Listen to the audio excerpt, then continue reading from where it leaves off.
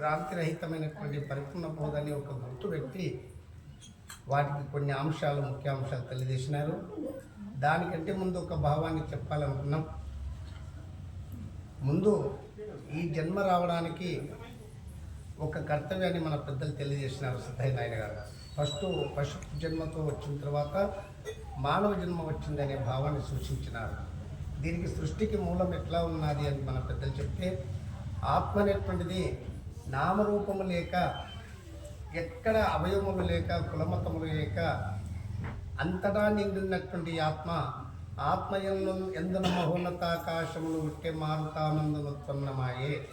దాని ఎందు జనించే దహనందు వింతగా, నప్పునందు జన్మించిన అద్భుతముగా, నప్పు భూతంబున నవనిస్తయులు బట్టే, నవని ఓషాదులు అమరబుట్టే, ఓషధుల ఎందు అన్నము పుట్టే, సర్వజీవులందు సంభవించే అంటాడు.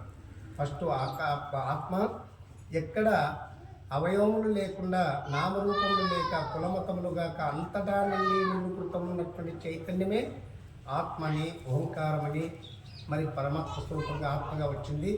దానికి ఉపాధిగా ఈ పంచభూతములను, మరి ఆకాశము, వాయువు, అగ్ని, జలము, పృథివని ఈ 5 పంచభూతములను తీసుకొని, ఆకాశభూతము చేత అంతరేంద్రియములు, వాయుభూతము చేత ప్రాణేంద్రియములు, అగ్నిభూతము చేత జ్ఞానేంద్రియములు, మరి అలాగనే జలభూతము చేత విషయేంద్రియములు, పృథ్వీభూతము చేత కర్మేంద్రియములు, ఇట్లు 5 తత్వములతో కూడుకున్నది స్థూల శరీరం అని చెప్పుతున్నారు మన పెద్దలు. ఆకాశభూతం చేత అంతరేంద్రియములు అనగా జ్ఞానము, మనస్సు, బుద్ధి, చిత్తము, అహంకారం అనే అంతరేంద్రియములు. ఇవి మనకు కనపడకుండా ఉన్నాయి, మనకు వస్తురూపకం కనపడతలేదు, ఎంతసేపు ఉన్న క్రియారూపంతో కనపడుతున్నాయి.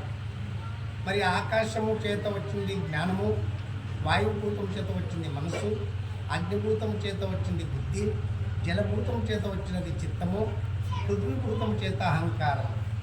ఇది ఎట్లా మనకు అంతరేంద్రియములు అంటే మన యొక్క అంతర్గతంగా ఉండి క్రియ చేసినప్పుడు మాత్రమే దీని లక్షణాలు కనపడుతున్నాయి. కాబట్టి ఈ అంతరేంద్రియములను ప్రేరేపణ చేసేటువంటివి జ్ఞానేంద్రియములు గ్రహిస్తున్నాయి.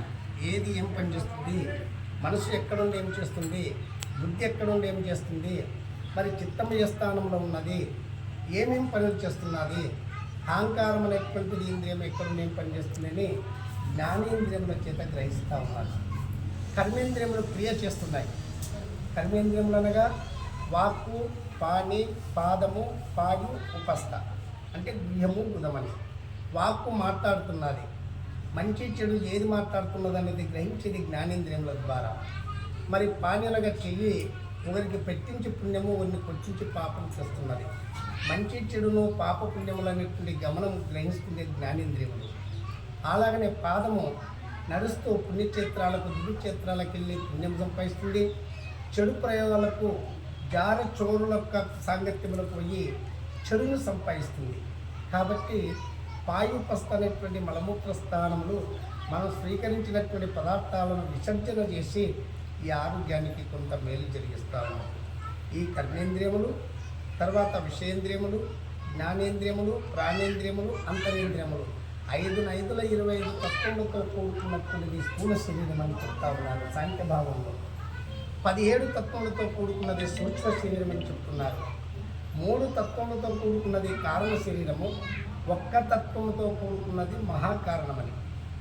మరి వీటిని ఎట్లా తెలుసుకుంటున్నాం మనం అంటే, ముందు మనము ఈ పంచభూతముల చేత వచ్చినటువంటి ఈ శరీరములు, మరి ఇది పంచభూతములని ఎవరు చెప్పినారో మనకు ఏ గ్రంథము చెప్తుంది, ఏ చరిత్ర చెప్తుంది, ఏ పురాణం చెప్తుంది, ఏ చరిత్రలు మనకు సహకరించవు.